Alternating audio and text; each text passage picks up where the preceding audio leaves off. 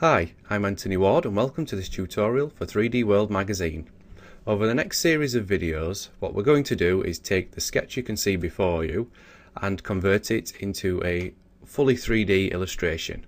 So we're going to model her, UV her, well UV parts of her, apply shaders, lighter, render her, and then composite all the different render passes to give us the final image.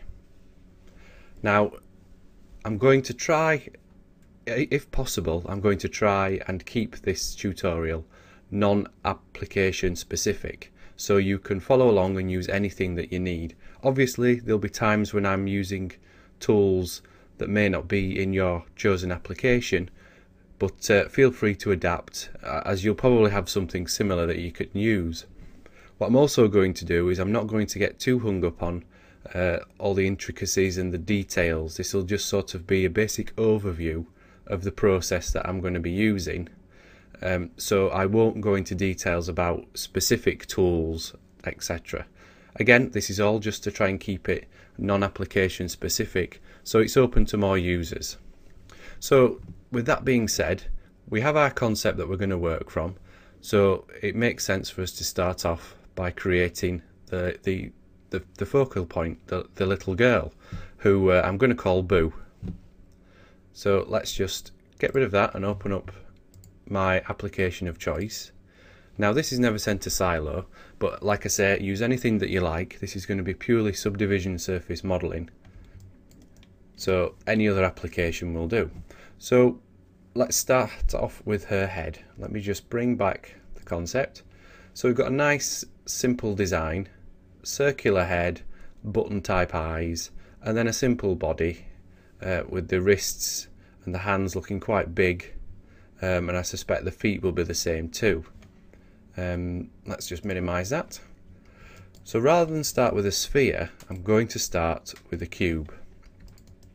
Now I'm starting with a cube because we can subdivide that a couple of times and that gives us a nice quadrant sphere, whereas if I create a sphere, just to demonstrate, we already have triangles in the top, so when we subdivide it we could end up with pinching around these areas. So I tend to try and use cubes rather than spheres, although saying that I'll probably use spheres for the eyes.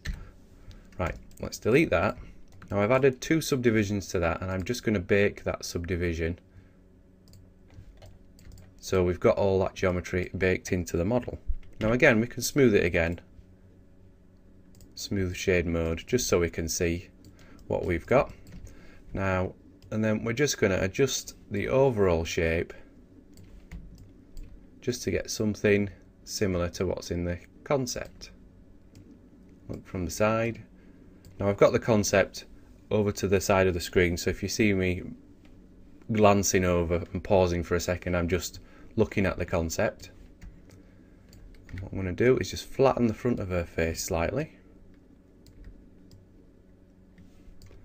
like so, and then we'll make the back just a bit bigger and a bit rounder. So like I say, it's just a simple face to start us off.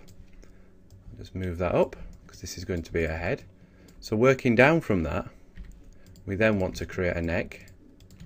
So I'm just going to extrude some faces out like so.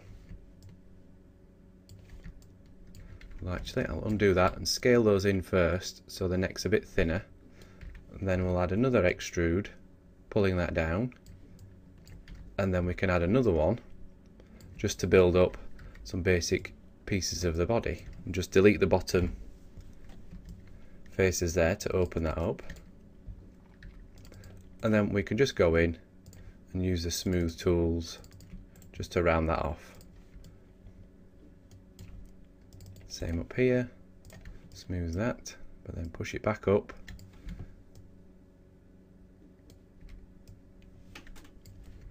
So there you can see we've got the head and we're starting to work in the body. Now I'm going to turn on symmetry modelling so we can work on both sides at the same time.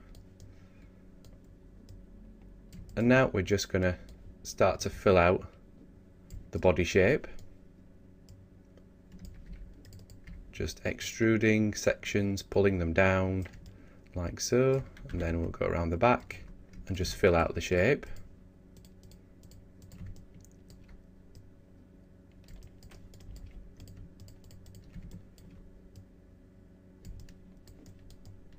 Like that.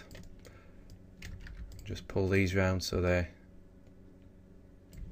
match this line going down the centre there. That's quite important for when we're building the arms. So the arms we're going to extrude from here, but we need to have 8 sections around. So we've got 3, 4, 5, 6. So what I'm going to do is just create a cut around there, then I'll slide that down so it's about even, and that will give us our 8 divisions around the arm. 1, 2, 3, 4, 5, 6, 7, 8. What we can do now is use that as a starting point for our arm. Again, we can go around here and just smooth it, just to soften that area. And we'll delete these caps at the end just to open that up. And now we just want to try and even it out as well. Now what we're doing here is we're just blocking in the basic shape. Once we've got the shape in place, we can then go in and refine the topology and work in some more details until we're a lot happier with the shape. Now the arm at the moment isn't round, it's this oval shape, so we'll just round that off. Like I said in the introduction, I don't want to get too caught up in all the tiny details. This is just going to be a general overview of the building process that I often follow.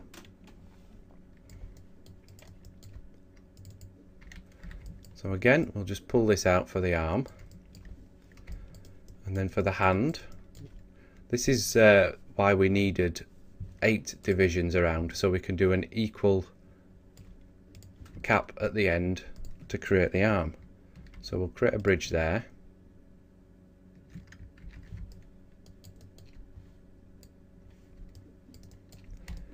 Actually, we will create a bridge there.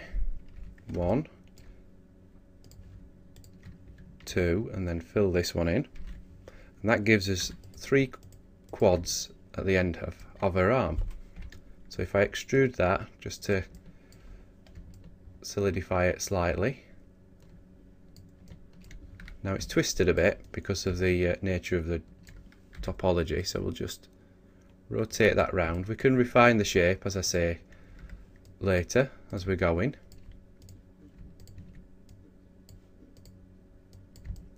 But now we have these 3 in place, we can extrude that, pull those out, and we've got the starting points of her 3 fingers. So just reduce that down, pull that up, like so, and we can use this quad here to give her a thumb, just by extruding this, and then just rotate that out, like so. Now what we can do is we can just add another subdivision just to soften that a little bit more, and then we can just continue on working in a bit more detail into the hands.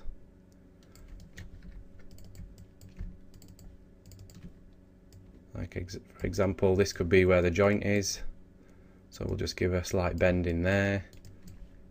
We can just lift this section up here just to fill out the back of the hand slightly, and then we can see here where they've got that twist. We just need to work on that too. But then, like I say, we've got the topology in place so that we can now tweak this. So if we go back to our concept, we can see the arms start off quite thin, but then they fill out towards the end and then turn into the fingers. So we need to make sure we keep that wrist area quite thick. And again, just add another subdivision to the thumb, like so. And then it's just tweaking the shape of these fingers, rounding them off. At the moment they're not very round, but we've got the geometry there to play with now, so we can work on this a bit more.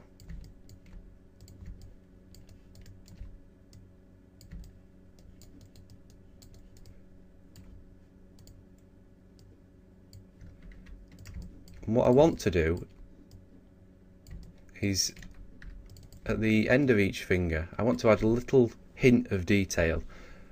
Now, because this is a cartoony, stylized type character, I don't want to go over the top, building in muscles, building in full finger knuckles and fingernails, etc.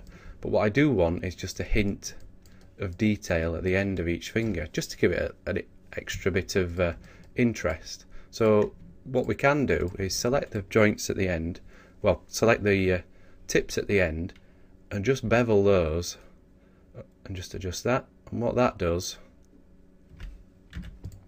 if I turn off wireframe, as you can see, it just gives a hint of fingernails, which is just what we need. So we need to apply that to the thumb. I'll just undo that for now as we continue to work on the shape, like so. Now what we could do is even just build in an extra joint here,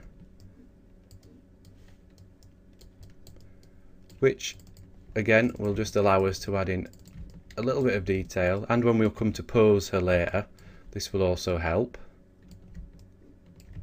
because she'll have the joints in there for us to pose. So if we pull that up, it just gives us that knuckle. Pull that down like so.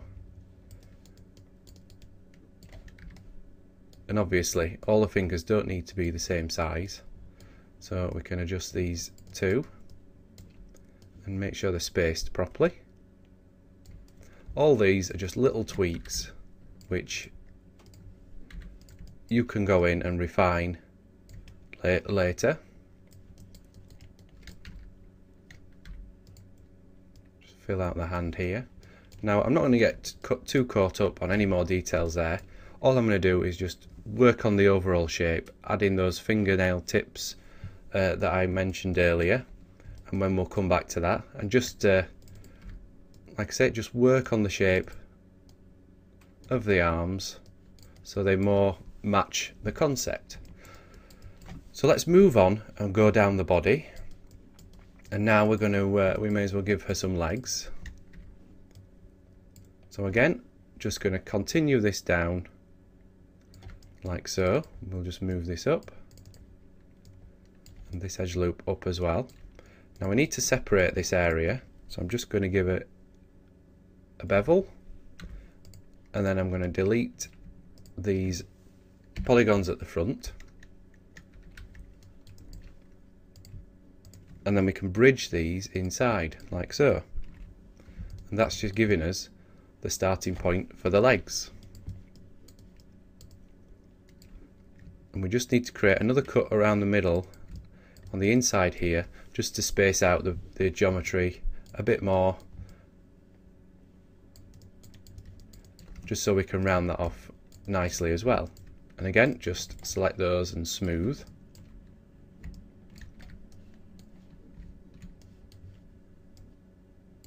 And now we've got the starting point, we can then continue this down, and from this we can start to create the feet. So I'll create an extra extrude at the bottom, select the 3 polygons at the front, and then we'll pull these out.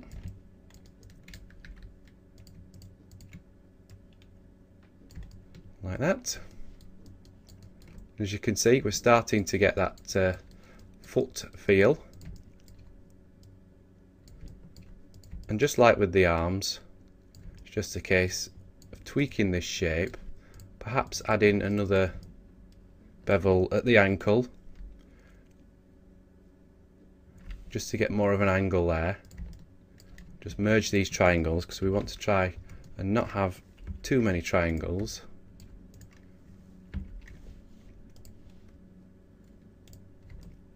It's okay, the merge key isn't working for some reason. Never mind. You can just use the old-fashioned menus. So again, we'll just bring this up like that, and then as with the hands we need to give a hint of toes, so I'll extrude that there, extrude that there, and then pull these out, and this will give us the topology which we can mould into the shape of our toes.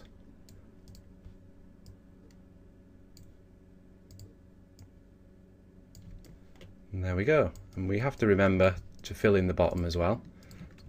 We can do this with a few simple bridges and filling in holes. Now just make sure you bridge the right areas. Fill in that there. We still have a gap there. We'll just fill that in for now. What we can do is we can play around with that shape. Smooth that out there. Just look at my reference. Like so. And if we need to, we can add in a few more edge loops.